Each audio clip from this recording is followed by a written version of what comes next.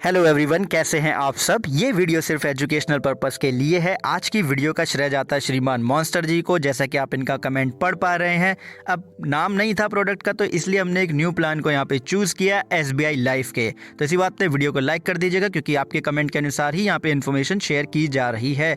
आइए जानते हैं पूरी इन्फॉर्मेशन SBI लाइफ इंश्योरेंस के ई वेल्थ प्लान की। तो जैसा कि आपने कमेंट भी अभी पढ़ा था, राइट, तो आपको पता ही है कि ये प्लान एक यूनिट लिंक्ड प्लान है, लेकिन ये ऑनलाइन प्लान है। ओके, अब हम लोग जानते हैं कि जब हम यूलिप प्लान लेते हैं तो हम अपने इन्वेस्टमेंट पे रिटर्न के लिए हम लोग रिस्क लेने के लिए एग्री होते हैं प्लान की टर्म्स एंड कंडीशन के अकॉर्डिंग। एलिजिबिलिटी क्राइटेरिया की बात करें तो जहाँ पे जो एज लिमिट है वो है 5 साल से लेके 50 साल। मैच्योरिटी एज है 60 साल। पॉलिसी का जो टर्म है वो 10 साल से लेके 30 साल है। जितना पॉलिसी का टर्म है 10 साल से लेके 30 साल, उतना ही यहाँ पे आपको प्रीमियम पेइंग टर्म भी देखने के लिए मिलता है।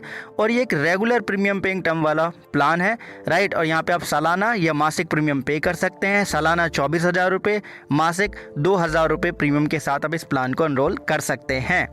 बात आती है समर शॉर्ट की, तो जो आपका एनुअलाइज्ड प्रीमियम होगा उसका गुणा कर दीजिएगा 10 का, इतना आप समर शॉर्ट यहाँ पे ले सकते हैं। टॉप अप प्रीमियम इस प्लान में अलाउड नहीं है। और ये प्लान आपको 2 वेरिएंट प्रोवाइड करता है। पहला है ग्रोथ प्लान, दूसरा है बैलेंस प्लान। इनके नाम से आपको पता ही लग रहा है, राइट। अब ये जो प्लान है, इनके अंदर हमें अलग अलग 3 तरीके के फंड देखने के लिए मिलते हैं, राइट। पहला आता है आपका यहाँ पे इक्विटी फंड। अब इक्विटी फंड के नाम से ही आप लोग समझ रहे हैं कि इसका जो नेचर होगा वो हाई रिस्क का होगा। तो इस फंड के अंदर आपका जो इन्वेस्टमेंट है, जो आपका प्रीमियम है, उसका 80% से लेकर के मैक्सिमम 100% तक इक्विटी में जाता है। बाकी 20% जो है डेब्ट और मनी मार्केट इंस्ट्रूमेंट में इन्वेस्ट किया जाता है, जैसा कि आप स्क्रीन के ऊपर भी यहाँ पे देख पा रहे होंगे। सेकंड आता है इसमें बॉन्ड फंड। अब बॉन्ड फंड क्या है, इसका मॉडरेट रिस्क होता है, क्योंकि इसमें आपका जो इन्वेस्टमेंट होता है वो होता है डेब्ट इंस्ट्रूमेंट में। आपके प्रीमियम का 60% से लेकर के 100% तक, और जो 40% से मैक्सिमम वो जाता है आपका मनी इंस्ट्रूमेंट में। तो ये एक तरीके से आपको मॉडरेट है, बैलेंस कर लेता है ये चीज़ों को। देन इसके बाद में जो नेक्स्ट जो ऑप्शन है वो है मनी मार्केट फंड। अब ये जो मनी मार्केट फंड है ये लो रिस्क है इन नेचर, ठीक है। यहाँ पे क्या होगा कि आपका जो प्रीमियम है वो केवल 20% जाएगा डेब्ट फंड में, और 80 से 100% जाएगा आपका मनी मार्केट इंस्ट्रूमेंट में। तो इससे जो आपका रिस्क है वो बहुत ही ज़्यादा यहाँ पे कंट्रोल कर लिया जाता है। नेक्स्ट आता है आपका डिसकंटिन्यू पॉलिसी फंड। अब ये कब आता है, जब आप पॉलिसी को डिसकंटिन्यू कर देते हैं तो जो आपका जो मनी होता है, राइट, उसको ट्रांसफ़र कर दिया जाता है गवर्नमेंट सिक्योरिटी के अंदर, जो यूनिट होते हैं, जो फंड वैल्यू बची हुई होती हैं, और मनी मार्केट इंस्ट्रूमेंट के अंदर। ये बिल्कुल ही लो रिस्क होता है इन नेचर, क्योंकि पॉलिसी डिसकंटिन्यू हो चुकी है और आपको फंड वैल्यू देनी ही होती है कंपनी को। तो ऐसे में ये फंड बनाया गया है जिससे कि आपको रिटर्न मिल सके। अगर आप ग्रोथ प्लान को चूज़ करते हैं तो स्टार्टिंग ईयर्स के अंदर जो आपका इन्वेस्टमेंट है वो ज़्यादातर इक्विटी में ही रहेगा, okay, as compare to bond और मनी मार्केट जो फंड जो मैंने अभी आपको बताए थे, उनके कंपैरिजन में इक्विटी मार्केट में ज़्यादा यहाँ पे आपका जो अमाउंट है इन्वेस्ट किया जाएगा। और जैसे जैसे आपका जो पॉलिसी है मैच्योरिटी की तरफ बढ़ता रहेगा, वैसे वैसे आपका जो इन्वेस्टमेंट है उसको ऑटोमेटिकली रीलोकेट होगा, रीबैलेंस होगा, जिससे कि आपका जो रिस्क है उसको यहाँ पे कवर किया जा सके रिटर्न के साथ साथ। बाकी इस चार्ट के अनुसार आप समझ सकते हैं, क्योंकि इनिशियल ईयर मतलब कि शुरुआत के जो 5 साल है, अगर 18 साल है या मान लीजिए कितने भी साल का आपका पॉलिसी टर्म है, तो स्टार्टिंग में 60 से 80% आपका इक्विटी फंड में जाएगा, राइट। उसके बाद जो 40% तक जो है आपके इन्वेस्टमेंट का वो बॉन्ड फंड में रहेगा, और 20% तक मैक्सिमम रहेगा मनी मार्केट फंड में। अब 5 साल मान लीजिए आपके चले गए, 18, 17, 16, 15, राइट। अब देखेंगे अब 14, मतलब कि 5 साल जाने के बाद में आपको नज़र आएगा कि जो इक्विटी है उसमें इन्वेस्टमेंट जो है कम हो जाएगा, और जो बॉन्ड फंड है आपका उसमें इन्वेस्टमेंट बढ़ जाएगा, ठीक है। और जब मैच्योरिटी आएगी तो आप देखेंगे, जैसा आपने स्क्रीन के ऊपर देखा होगा, कि इक्विटी में केवल 15% रह जाता है, ओके। बैलेंस फंड की बैलेंस प्लान अगर आप यहाँ पे लेते हैं तो आपका यहाँ पे इक्विटी में एक्सपोजर कम होता है, बॉन्ड और मनी मार्केट फंड में ज़्यादा एक्सपोजर आपको दिया जाता है, जिससे कि आपका जो रिटर्न पर्सपेक्टिव है उसको मेंटेन रखा जा सके रिस्क कवर के साथ साथ, ठीक है। और जैसे जैसे जो पॉलिसी आपकी मैच्योरिटी की तरफ बढ़ती चली जाएगी, आपका जो प्रीमियम है वो रीलोकेट या रीबैलेंस जो है आपका फंड मेंटेन होता रहेगा, जिससे कि रिस्क के साथ साथ आपका जो रिटर्न है उसको भी यहाँ पे मेंटेन किया जा सके as compare to growth plan, ठीक है। अब ये चार्ट है, इसके अनुसार आप समझ सकते हैं यहाँ पे।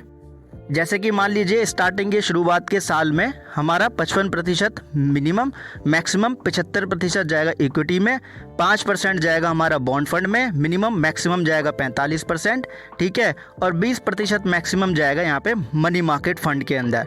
अगर 5 साल यहाँ पे निकल जाते हैं तो आप देखेंगे कि जो आपका इक्विटी है, I am sorry money market बोल रहा था मैं यहाँ पे, जो आपका इक्विटी है वहाँ पे केवल 46% से लेकर 66% तक रह जाएगा, राइट। और जो बॉन्ड है, बॉन्ड फंड जो है उसमें बढ़ जाएगा।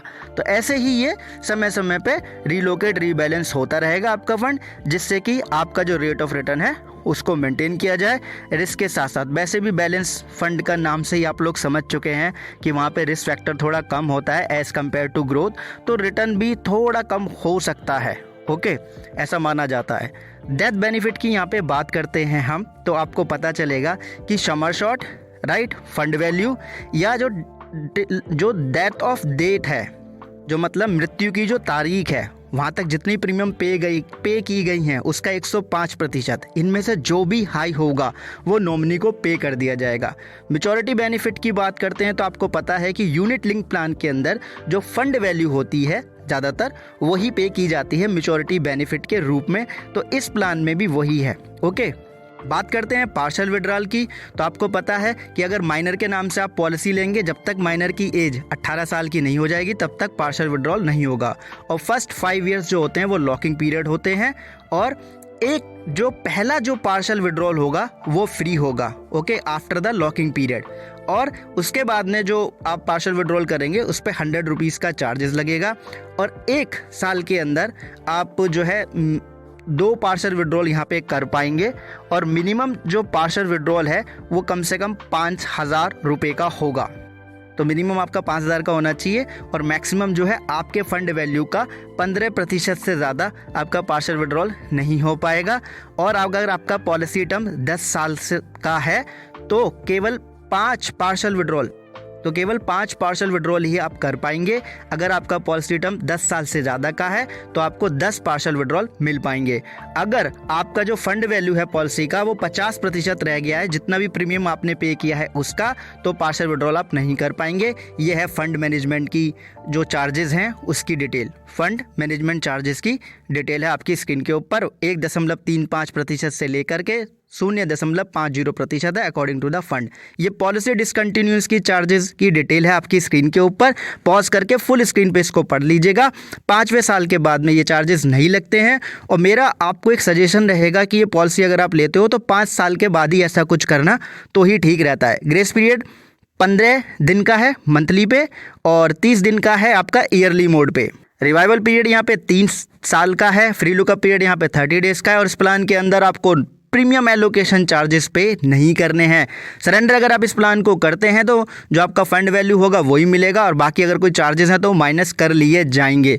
तो प्लान की इन्फॉर्मेशन आपके साथ में शेयर कर दी। इसी बात पर वीडियो को लाइक कर दीजिएगा और चैनल को सब्सक्राइब करके ऑल नोटिफिकेशन बेल पे क्लिक कर लीजिएगा। बाकी जो यूलिप लिंक प्लान होते हैं उनका जो रिटर्न है वो मार्केट के परफॉर्मेंस के ऊपर ही डिपेंड करता है, जैसे आगे आपके फंड की परफॉर्मेंस पर।